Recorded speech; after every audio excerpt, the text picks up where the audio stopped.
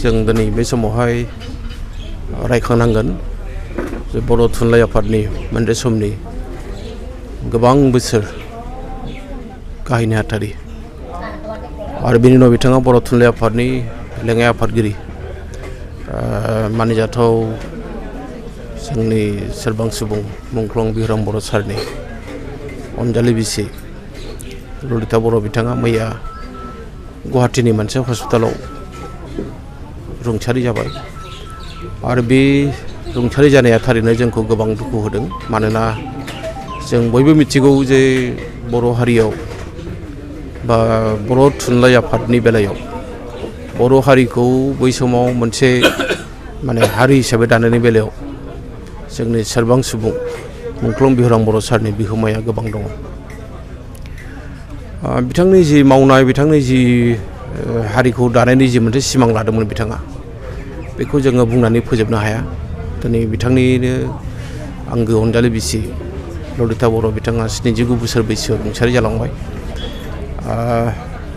जों बे समाव बर' थुनलाइ आफादनि जानानै गोथौ दुखु मोननायखौ फोरमायदों आरो बेजों लोगोसे जोंहा दिनै उदालगुरि जिल्ला बर' थुनलाइ आफादनि सिङाव थानाय जोंनि मानिजाथाव बिबानगिरि बिथांमोना सफैदों आरो बे समाव रौतानि गोबां मेलेमजिबि सानसुमै बिथांमोनहाबो बहाय बाहागो लाफैदों। गासैबो गुबुन गुबुन हारि बर'ल' नङा गुबुन गुबुन हारिफ्राबो बहाय बाहागो लाफैदों। बिथांमोननि बाहाय बाहागिफ्रा बाहागो लाफैदों।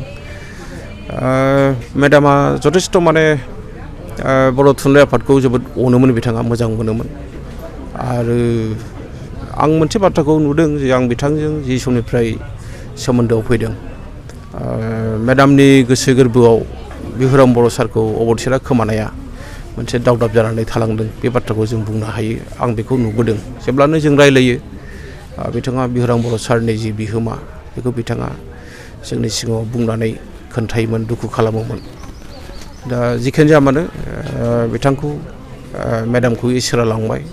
आफा आनान गसाइया बिथांनि जिउमाखौ जाहाथे गावनि खाथियाव अरायसम जायगा होयो आरो जाहाथे न'खराव थालांनाय जायफोरनाखि बिथांनि अनजालु फिसाला फिसाजो, बिथांनि बिजामादै फिसौला फिसौजो बाय बाहागि जाहाथे गासैबो गोथार गोसो लानानै थांनानै थानो हायो, थांनानै थानो हानायनि थुलुंगा बिथांमोना मोननो हायो।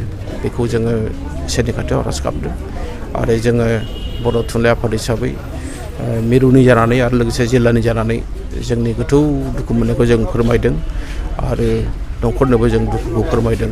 माबायदि जोबथा बिदाय होगोन नोंथांमोननिफ्राय? दिनै जों बे जायगायाव सफैदों। जोंनि जिहेथु बिथांनि जेनोखि फोथायनाय धोरोम बादियै बाथौ धोरोमनि गेजेरजों जोंहा बेवहाय आसारिफोर दंखायो। जोंहा